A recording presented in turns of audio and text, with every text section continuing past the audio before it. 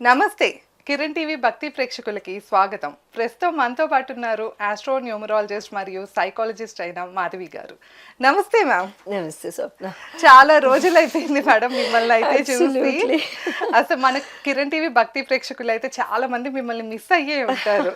మీ remedies కానీ, మీ మాట తీరు కానీ, జనాల్ని అట్రాక్ట్ చేసుకునేది అంటే మీ సబ్జెక్ట్ చెప్పే విధానం అది చాలా మంది కనెక్ట్ అయ్యి ఉంటది.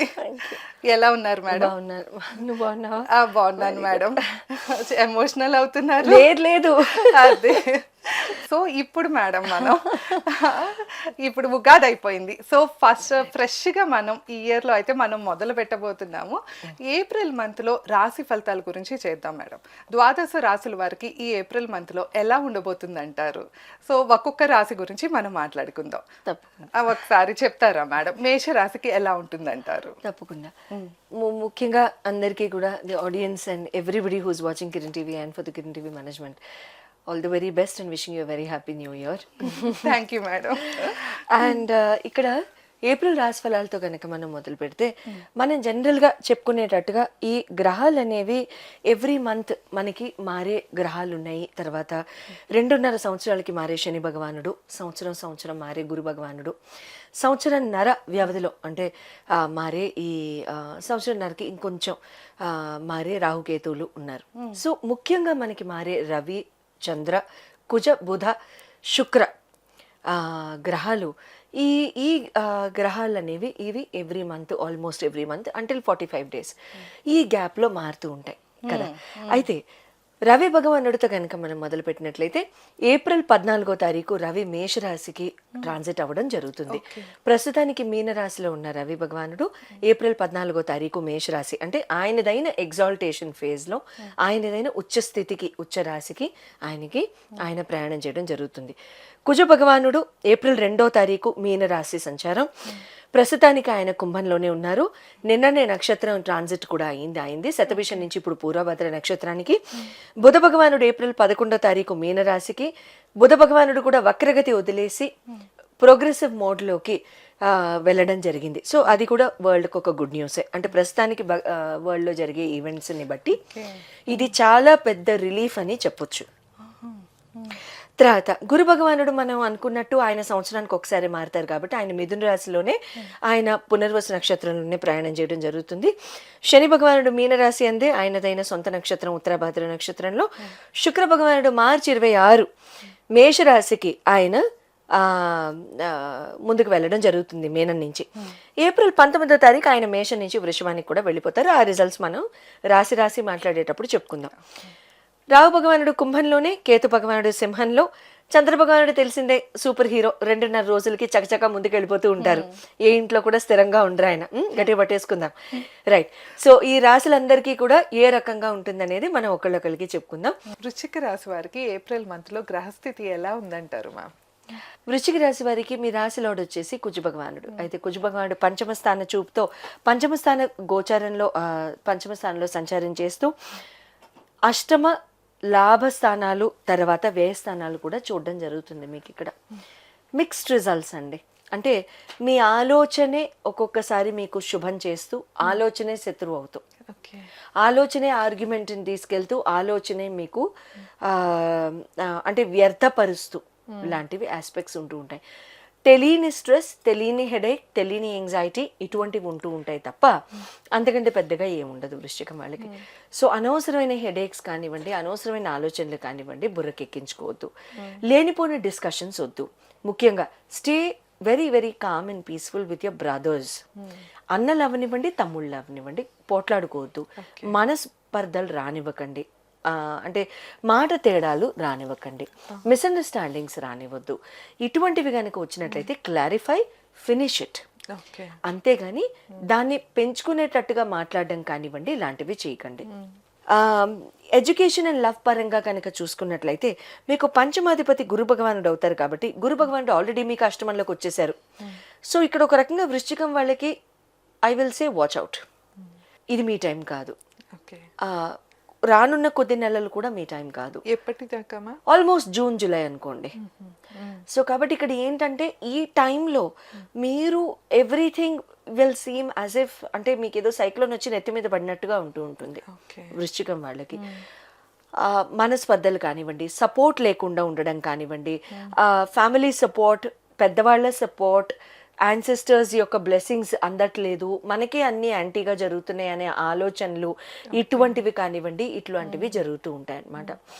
సో ఇక్కడ ప్లానెట్ యొక్క సపోర్ట్ ఎంత బాగుంది అనేది మనకి టెస్టింగ్ ఫేజ్ ఇది. ఓకే. గురు భగవానుడు అష్టమము, కుజ భగవానుడు అష్టమ చూపు.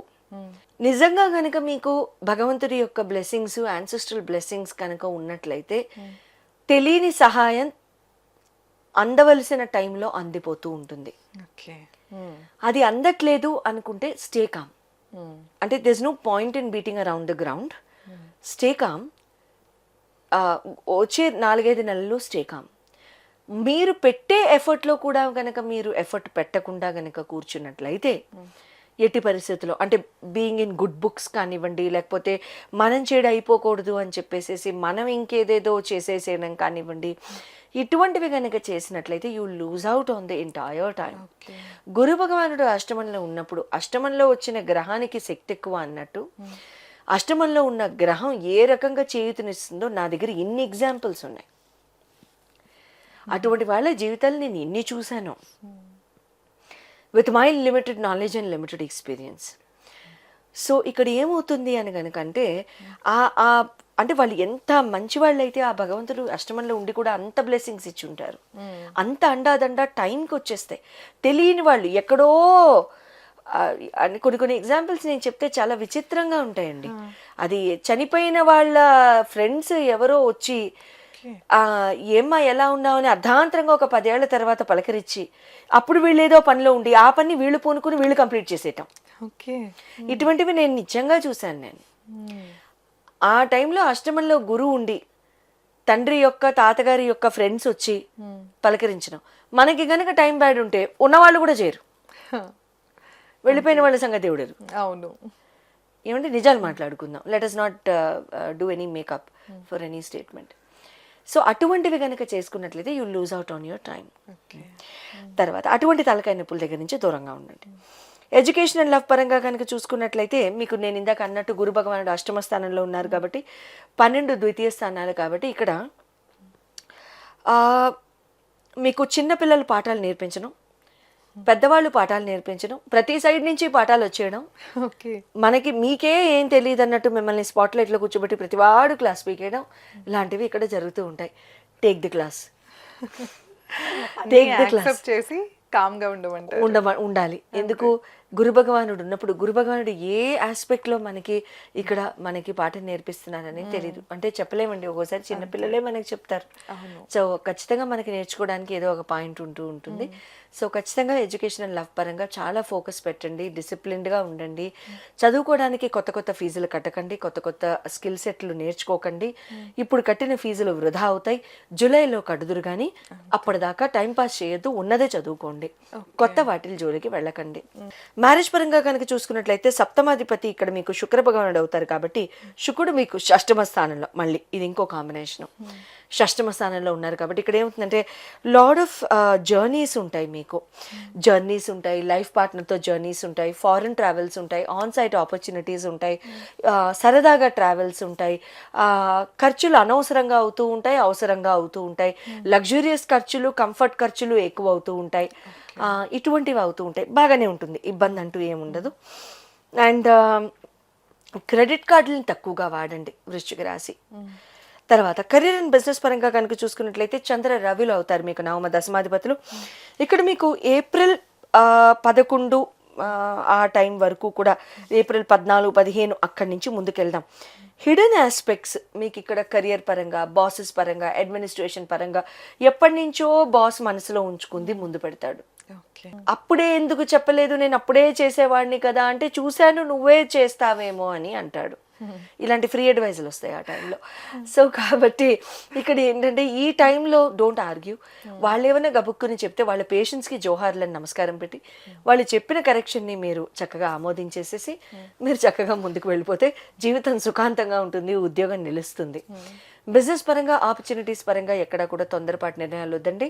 Fund investments, guaranteeship, share market, no investments, 0 until May 14th May 15th వరకు కూడా. సో ఇక్కడ ఎలా ఉంటుంది అని అంటే గవర్నమెంట్ రిలేటెడ్ ఆస్పెక్ట్స్లో ఏమన్నా ఉంటే కనుక గవర్నమెంట్ రిలేటెడ్ జాబ్స్లో ఉన్న వాళ్ళు కానివ్వండి, అటువంటి వాళ్ళు ఎవరైనా ఉన్నా కూడా వాళ్ళు please stay away from any internal politics, external politics, bosses anger, అటువంటి వాటి దగ్గర నుంచి కూడా please stay away, please refrain from arguments, అటువంటివి వద్దండి.